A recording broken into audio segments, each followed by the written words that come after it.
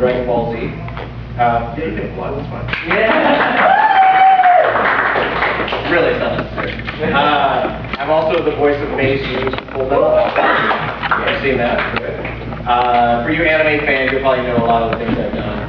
Usopp on One Piece, Huzo on Samurai 7. It's on Drocell now, they started playing it. Oh yeah, see Black Butler? Ew. You? I play Black Butler, I play Drocell, the woman who sings London Bridge is Falling Down. And many, literally hundreds. I've done this for about 16 years. But before that, I was a published comic book artist, and I continue to be a published comic book artist to this day. I worked on a series called Elfquest. You've heard of Elfquest, I know you have. Elfquest is a book that it's probably the most successful independently published comic book in the history of comics. It started about 35 years ago, and has been published in just about every language around the world. At its height, it was beating X-Men. And I have my own series, We Shadows, which is published by Tokyo Pop. Yeah? Well, you missed Tokyo Pop? They're dead now. Yeah. There's no Facebook page. There's no posted on my Facebook page. Yeah, a Facebook page is opposed to a multi-million dollar publishing company. I have a Facebook page, right? I have a Facebook page too.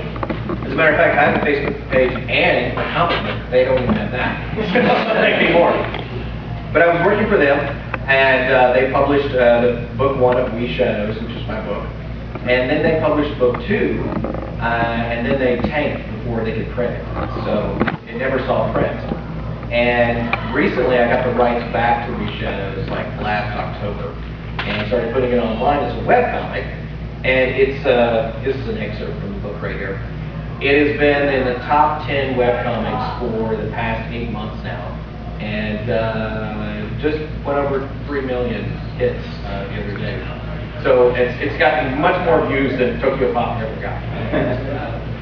But this is a Q&A panel, so I'll be happy to answer any questions about voice acting. And you guys have some weird questions already. Voice acting. I also was a director at Funimation. I've also been a writer at Funimation. So if you have any questions about that, or comic books, or how to get into the comic book industry, or whatever, I will be happy to field any of those questions. So, does anyone have any questions? Well, thank you guys so much. Oh, we have to. Okay. All right. Can you tell me where Sharpshooting Island is located? It's located in your heart. And Sniper Island. I play Usopp on One Piece, as I mentioned earlier, and he gets to a point, and we're recording that story arc right now, where he becomes this superhero called the Sniper King. So yes, and he says Sniper Island.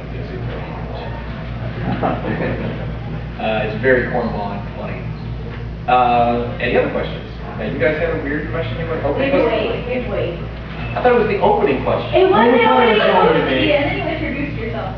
Yeah. Oh, you mean supposed to open with a question before I say who I am? Yeah, that's what happened. Let's pretend like we didn't need to do this, okay? Yeah. Okay, we're just coming in. All right, you guys go ahead and start. No, we have someone.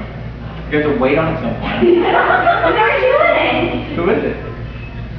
Yeah. Oh, okay. Well, then we'll go on as if this is a regular panel and not being interrupted by Pretend nothing happened. Pretend this conversation didn't happen.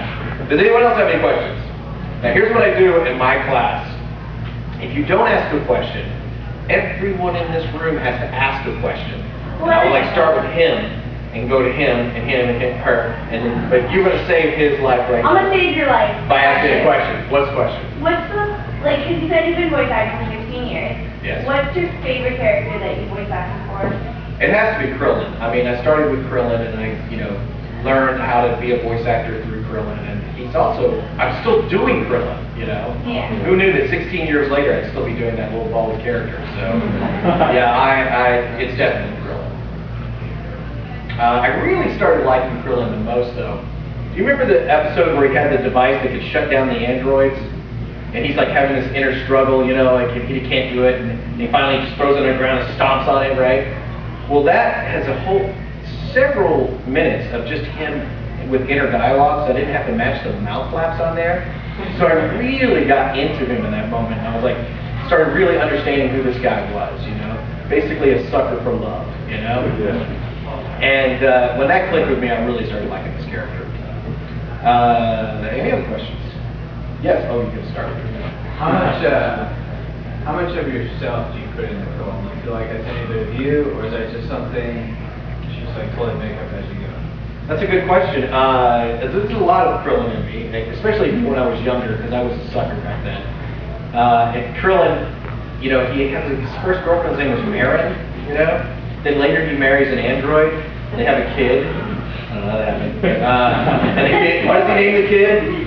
Marin, after his first girlfriend. You guys messed up, man. But I am a happy family man, you know, and I have a wife and daughter. Another character I'm very closely related to is Maes Hughes from Metal Alchemist. And actually, that was really typecasting. There was a line from that show that said, "Sorry, but I have a wife and daughter to go home to." And that was a line in the audition. And after the audition, Colleen Klinkenbeard was holding the audition, and she said, "Hey, we're going out for drinks after auditions. You want to go?" And I said, "Sorry, but I have a wife and daughter to go home to." And she said, "Oh." She said, "That's why she cast me, because I was him." But Krillin has this thing in his lap, you know, he'll go like that. And sometimes I'll be laughing, I'll be, I'm like, did I always do that, or did Krillin do that to me, you know? And I was over at my dad's house one time, and I got him laughing about something, he's like, and I went, that's where I got it. So there's my dad and Krillin, I guess. All right, anyone else have a question? That girl in the back left, she had to ask a question. Uh-oh. Sure. No. I had this point, I just couldn't. All right, I'm now. told that you won't be kicked out. Good. All right, so here's what we're going to do. We'll pretend like none of this happened. We're waiting on you. And this is the beginning of the panel. You guys just walked in and you sat down, that's the scene. Okay. And action. Okay, you're there. Okay. So, on a scale of kind of inappropriate to really, really, really inappropriate, so you just met a female friend who you've known for a little while who likes Hello Kitty. And her birthday was last weekend. Yeah. So you decide to ask this female friend of yours whether or not she likes Hello Kitty and would like that as a gift. And she's like, I love Hello Kitty, that'd be awesome. So you buy her some Hello Kitty things and tell her she gets a gift in the mail. Okay. Come on. So she gets it in the mail. It is a vibrator with Hello Kitty on it. Okay. And she's offended by this. And he was offended by her because on a scale of 1 to 10, how not okay is that? 10 being really. Did this happen? Yeah, this actually happened. For my birthday last weekend, this actually happened. And you from a voice actor? No. Yeah. That'd be great.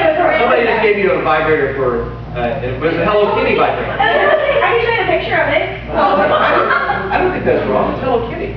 No, that's not true. I was at a Hello Kitty store one time and I got some of their gum. That cat makes terrible gum. It tastes like heart. So I imagine the vibrators are probably not as good as your regular vibrators. probably even dangerous to use. Not the Android. What does it smell like? I don't know.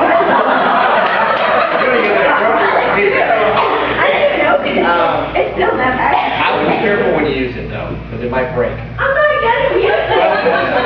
I know you're not gonna use it, but you know, when you do, be careful because it could break. That looks like cheap plastic. Destructive disc. Yeah. So anyway, yeah, that's inappropriate, I guess, but not really inappropriate because she does like Hello Kitty, and if there's a product online, it might be an invitation to, you know, ask you out. Was it like you? And you're over 18, right? No, you can. I've thought it. Okay, here's literally it. All right. Okay, wait. I met this kid in like May. I knew him for 2 weeks. My birthday's in early June. So I've known him for 2 weeks, and he buys me a PlayStation 3. That's inappropriate. That's it right there. I want to say it. PlayStation 3. I don't want a PlayStation 3. Same time. Oh, you already have it in PlayStation? No, yeah, I have one. Because I have one. Well, then the vibrator's the better choice. What's the other? You got another PlayStation 3? Well, we have two now. Right. How many vibrators you got? You have two now? Are they both Hello Kitty? No. Oh, okay, good. What's the other one? What's the other one? Oh, that's harder. Does everyone get to use it? Maybe they want to. It was the strangest candle I've ever had. Wait, here's the kicker. Okay. There's an 8-year age gap between us. You and the vibrator? No, he's the guy that got it. Oh, so he's like 12? He's 27. Oh, okay. The other way. Oh, the other way. 27? Oh, that'd be hilarious. But you're 19, you know, you're fair game. It's up to you. That is a little old. All right, so any other questions about vibrators? What's your favorite kind? What material do you I don't use a lot of vibrators. I'm very sensitive. I don't need them. Favorite color? My favorite color? Black. Probably like black vibrators. Yeah. All right. Can we have any other questions? No? All right. Then it's up to you, sir. You knew this would happen. Yeah. Voice acting for Krillin, were you ever like motivated? You just had this whole conversation about vibrators. I know cheated pretty well. But I really About vibrators. Yeah, homegirl But, with the cosplay no, guy. I didn't Some really dude inspire me to used go to into turn variety on and a things little like that. vibrator. Yeah. And then Was there a then role you bought the that other you girl auditioned on for PS3. or you really wanted to do? Rarely. I mean, the ones I really, really wanted, I got. I mean, I think Krillin I wanted Usopp really bad. I played Lupin the Third, I really wanted him. I really wanted to do Toonami Tom, the announcer for Cartoon Network. I wanted that one. The only show I didn't get on a main role that I really wanted was Sergeant Frog. Just so many quirky, weird characters on that show. I thought, oh man, I could have done good on that. You want to talk about Jim Frog? You and Sergeant Frog, did you want to? Anyone. All of them. I ended up being one of the commanders, which is cool, but I don't really want to be a lead in that. Yeah. Do you think there's an oversaturation of anime in the market? And just in general? Well, there was. Now there's an undersaturation, I think. So many of the companies have gone under. Funimation is one of the few left standing and standing strong. And part of the reason that is because they did some really smart investment things. They started distributing anime as well as producing it. I mean, like Yu-Gi-Oh! Used to be our enemy, right? And then we started carrying Yu-Gi-Oh! As a distribution. So we're like, if the people that we're competing against do well, we still did well. And so that's part of the reason why we're still standing. But yeah, I don't know. It seems on a bit of a wane, but I've said that before and it popped right back up again, you know. I thought that by now it'd already be over. I thought anime was a fad. You know, when I started out, I thought, it's probably got maybe 5-10 years on it, you know, but it's still going strong. They're going to start doing some more Kai, Dragon Ball Z Kai. Have you guys seen Dragon Ball Z Kai? Yeah. Raise your hand if you've seen Dragon Ball Z Kai. Okay, now keep your hand up if you've seen it only on TV. Most of the people. Have you seen it on DVD? Very few people. That is much superior to the television version. And the reason why is because Dragon Ball Z Kai was put on a Y7 time slot, meaning it could only be approved for 7-year-olds, right? So we had to edit the heck out of it because it was on that time slot. And so the Dragon Ball Z Kai you see on the DVDs is unedited, and I think it's far superior to even the first Dragon Ball Z series. The actors are a lot more seasoned. We know what we're doing. The writers are the same way, and I think it's edited better than the first series. But most people judge it by the TV show, which is terribly cut. I mean, like there's a scene where Gohan sees all these slaughtered Namekians on planet Namek, you know, and the line is, "Oh my God, they killed them all." Well, you can't say, "Oh my God," and you can't say "kill" on a Y7 slot. So what they said was, "Oh no, they made them all go to sleep." Okay, for a 7-year-old, nap time is kind of scary, so maybe there's something to that, but it doesn't work for anybody over 7, right? So definitely, before you judge Dragon Ball Z Kai, check out the DVD version. Now we have other questions. Your turn. All the Dragon Ball Z seasons, which one was your favorite? I'm not sure which season it was, but My favorite season was the one where it was the Android Saga. Oh, okay. Yeah, whichever season that was in. I know my saga. Yeah, that's what I know. Yeah, that's mine. Great question. Okay, you have a question? So I got one. Okay. I recorded the Soka King song yet. Yeah, Is it awesome? it is awesome. Can you sing it? No, I'm not allowed to. Damn. But my band will as soon as I'm allowed to. I have a band called White Girl.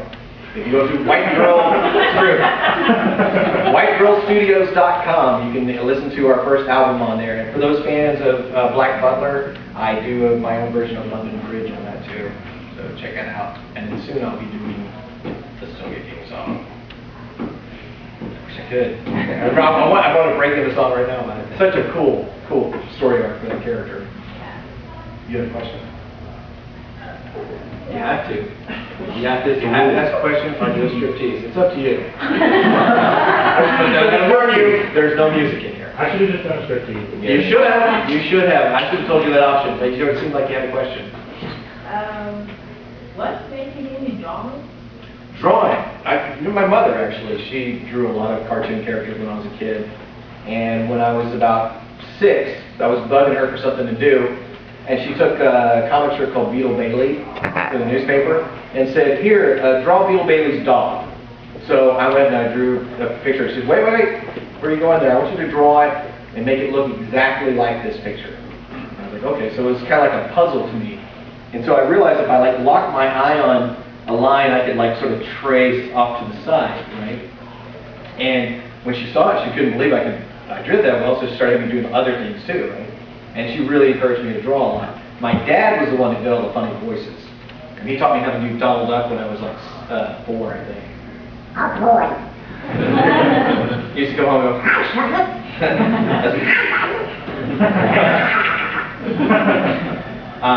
but yeah, that's where I got that. Any other questions? Before I move on to the next one. Yes. How did it feel making Goku go Super Saiyan? When I died, it felt unemployed. Luckily, Krillin keeps coming back. I mean, he died 4 times throughout Dragon Ball, Dragon Ball Z, and Dragon Ball GT. Yeah, that's one of the weirdest shows. There's a character who dies 4 times, and yet we still end the series with him sparring with Goku at the end. You know, he's still alive at the end as an old man. You really start sounding like Popeye then, because he's gotten older. Come on, Goku, let's fight. And I think it's kind of, it must be in my contract somewhere, like a clause that all my characters have to die. Because Maes Hughes died, Toonami Tom died, Usopp dies. The only one that doesn't die is the guy who should die. What's that? You and my older father signed to see the same thing every Yeah. Yeah, I think so. Mm-hmm. It's like, if we got a character that died, just call Sonny or Micah. And, but the one that doesn't die, who should, is Usopp. He can take a beating. That guy has been beaten, bloodied, and he's still around, Meanwhile, superheroic Krillin, dies. Yeah. Krillin should have just left the Z Fighters, I think. He's just did the Saiyaman, Gohan did, put on a superhero suit, go to some city and just start fighting crime. He'd be worshipped as a god, Instead he hangs out with gods and is outmatched, But I will say this, for anybody who says that Krillin is a wuss, that Frieza in the afterworld hates 3 people. He hates Trunks, he hates Goku, and he hates that little bald bastard that cut his tail off. And before Krillin came along, no one had ever drawn blood on Frieza. So you got to give it up to the little bald bastard. Yeah. All right. Any other questions before I move on to the next one? Yeah. Is it true that in the recording studio, you actually launched a Kamehameha? What? I actually did. Yeah, I blacked the microphone. It was bad. Kamehameha! Exploded. It came out of my check, so I don't do it. That's right. I always ate low. Those mics are expensive. Yeah. Actually, though, Sean Chimmel passed out one time doing it. Really? Yeah, he's the guy voice of Goku. And he was doing a power-up, you know, that lasted like 3 minutes, and he just lost all his wind, fell in the booth. Speaking of Sean Schimmel and the wind, I'll tell the story. I was recording him in a Lupin the Third movie, and he was playing a villain or something, and he told me that he had gas. And I said, keep that booth door closed, man. He's like, I said, okay, I will. And he kept commenting about the smell, you know, the texture of it. What the? Keep it closed. So we recorded, and then after we were finished, he leaves and he shuts the door really quick, to his credit, you know, so nobody has to share. And I went on break, and I came back, and it was Laura Bailey's turn to come in. And I'd forgotten what had happened in that booth all day. And she goes in the booth, and I'm saying, okay, Laura, this character is, and I hear, and I went, what? She goes, what is that smell? Oh no, get out! Oh, Mark! And she's running out. What is it? What is it? What was it? And I went, Sean had gas in there. She's like, oh! She started crying. So I told Sean about that the next day, and he went, yes. You have to respect that kind of evil. That's what I'm saying. Goku is an evil bastard. All right, any other questions about party? All right, we're going to you, sir. All right, who would win in a rap battle between Hatsune Miku and Lin Min Mei? Okay, who's the first one? The Hatsune Miku. Who is that? The Vocaloid. She's the one with the blue hair. Yeah, the one with blue hair. Oh, okay, and who's the second one? Lin Min Mei from Macross. Okay, I don't know any of those characters. Flip a coin. Let's get down to business. I've got no time to play around with this. Yes, sir, sit down to shut the shit down from these clowns. Can I get a witness? Hell yeah. Next question. Have you watched the Dragonball Z Bridge series? Yes. How do you feel about it? I think it's funny. I like the Krillin own count. I think it's hilarious. But I told them this to their face before. I said, look, if you heard our outtakes, you would realize you could go much further in making fun of this show. Because we make fun of it all the time. And I said, if I was doing the show, the first episode you see nothing but bathroom stalls. And you see the legs of the Z fighters underneath, and you hear,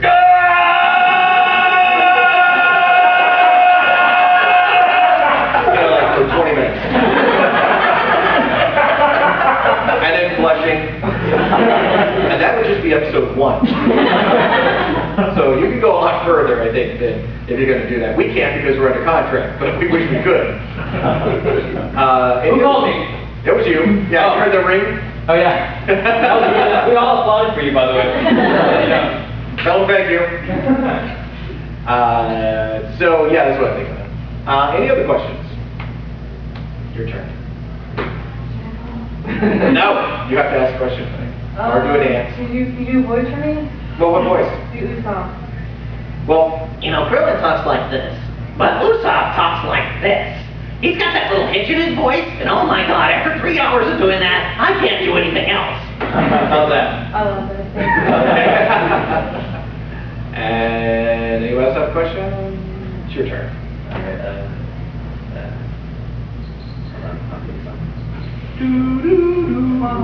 Alright, for between the first one with Alchemist and Brotherhood, when Hughes dies, which one hits you more? Okay, for those of you who don't know what he's talking about, there's a series called Full Metal Alchemist, and there were 2 versions of it. The first version came out, and I played Maes Hughes on both of them, but when the second one came out, they wanted to get closer to the comic book in it, so they redid it, making it more like a comic book in pacing and everything, and also in drawing style too. And my character dies, and he dies in both of them. I hate the fact that in the second one he dies so much quicker. But when he does die, the death scene, it is drawn out a lot longer. So there's some pretty cool elements, and I think there's also some cool closure you get with the second one. You know, he actually says goodbye to his wife and daughter, at least in his head, you know. Whereas the first one, it takes place so much faster. However, in the first version, I like it because it's just so much more badass, you know. So, I don't know, I like elements of both. And I was certainly glad to be able to do it again, you know, because I thought my character was gone.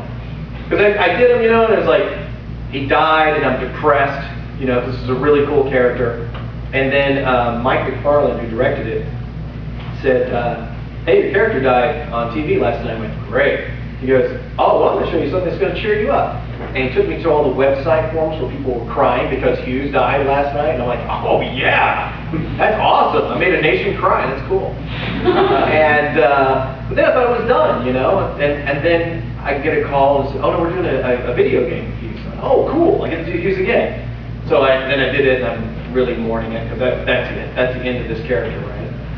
And then I get a call from Mike saying, hey, guess what? We're doing Hughes again. I'm like, what?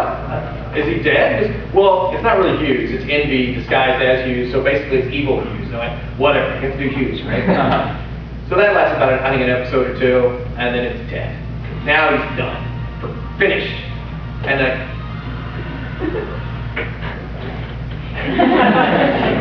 national anthem. For my planet. But, so then I thought it was finished, right? And then all of a sudden I get a call from Mike and he's like, hey, you get to do Hughes again. I went, oh, cool. Wow, does he come back to life? He goes, no, it's a movie. I went, oh, awesome. But he's a Nazi. What? Yeah, he's a Nazi. Well, still, it's Hughes, right? I mean, he must be a nice Nazi, you know, he's got like a wife and daughter and everything. No, he's going to have a wife and daughter. Well, he's not Hughes. It's actually kind of a sad Hughes. I'm like, what the heck is this? But I was still happy to be able to do it, right? So then it's over. Done. Finished. No more. And then I get a call about Brotherhood. I'm like, oh, great, I get to do him again. So I do Brotherhood, and then he dies again. So then I think, this is it!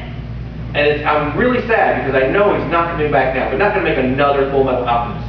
And they start doing these OVAs. So I'm not going to say goodbye to him anymore. I think he'll be back. Again. Yes? So what are your thoughts on Disney buying Lucasfilm?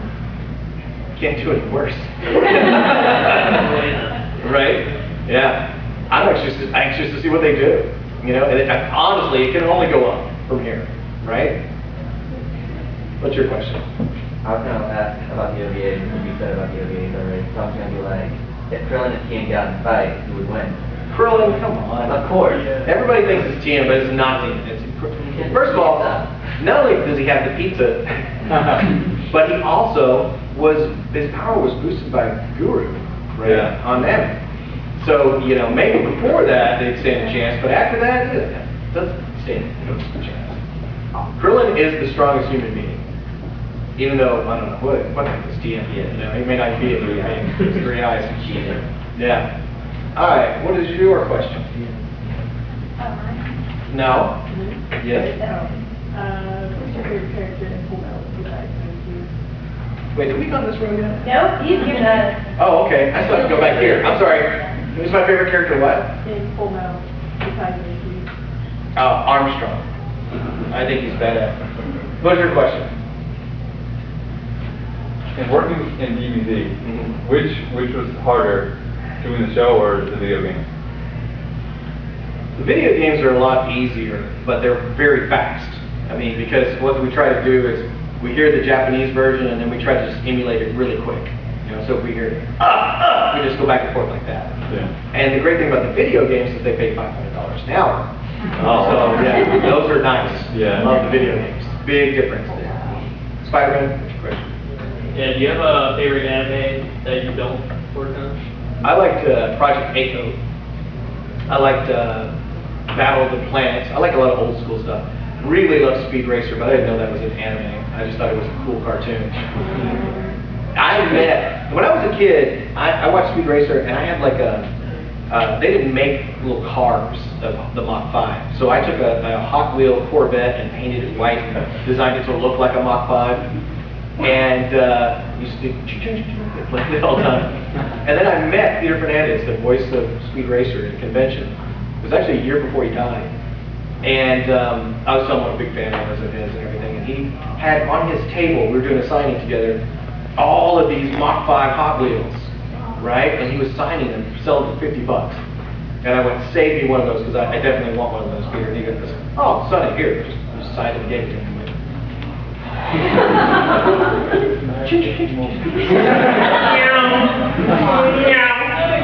Yeah, it was awesome. What was your question? Did you like GT? Dragonball GT? Yeah, I didn't think it was that good. And the reason why is because Akira Toriyama stopped doing it. You know, he stopped toward the end of Dragon Ball Z. And so they're like, well, we still own the rights, so we kept doing it. As a matter of fact, they were so pissed off at him for quitting that the animators put out a porn book featuring the Dragon Ball Z actors. Not actors, the characters. I'll say this, Krillin is a tripod. He is definitely, that's him right there, right there. What time? 2:30. Okay. What I like to do for anybody who comes to my panel is I give you the last 15 minutes to come up here, because I know a lot of times you get a little intimidated to ask questions, you know, so you can ask anything you want. If you have something for me to sign, I'll sign it. And also, if you want to get one of these, this is an excerpt from my webcomic, We Shadows, and if you get one of these, it's $5, and I'll draw a picture of your favorite character. I do a voice for on the inside of it, okay? But, let's go on with the questions. What's your question? What did you decide to do? I was a theater major in college, and that was my main focus. I wanted to be a theater professor. And I started drawing comics while I was in college, and I got something published. And as soon as I got published, I dropped out of school and said, okay, I'm going to focus on this. And I gave up on acting for about 10 years and started getting that bug again and started doing a lot of theater. And I did theater for about 3 years in the Dallas-Fort Worth area, and Funimation moved to Texas and had auditions. I thought, I'll give it a shot, and landed Krillin. So I just sort of stumbled into it. But at the time, it was still a part-time job, because as we mentioned, Krillin dies a lot, right? So, but Cartoon Network liked what I did with Krillin and asked me and several voice actors from different animation studios to audition for Toonami Tom. And when I got Toonami Tom, I kind of realized I stumbled onto a career. But that's For voice acting over actual acting? No. I love voice acting. It's fun. Voice acting is a hoot. But being on a stage and you have a character that stays consistent for 2 hours straight, and I also do a lot of research on my characters and I'll write histories to my characters that aren't in the play so I can fill in the gaps and have some kind of subtext. I mean, I'm all about that. As a matter of fact, Krillin, I've done the same thing for. Krillin, there's a lot of, we know that Krillin was a Shaolin monk, right? Or the Dragon Ball Z world equivalent of a Shaolin monk. But we don't know how he got there, right? We just know that he was a monk. He was disliked by the other kids, and he actually kicked their asses in a tournament later, which was cool, after he learned from Master Roshi. But we didn't know where he came from. So here's what happened. Popeye the Sailor Man was sailing around an Asian coastline and went into this little port and knocked up a local village girl and went on his merry way. Right? So she, in her shame, when she has the baby, takes it to the temple and drops it. And that's Krillin. That's in my head. That's why he talks like this. But here's the thing. I think that if he would ever just eat some spinach, Krillin could go Super Saiyan even though he's human. We'll see. Maybe that'll happen someday. So again, your question about Tien, if you had some spinach, I think he'd go toe-to-toe with Goku. Maybe Super Saiyan 1. That's what. Yeah. That's probably Popeye.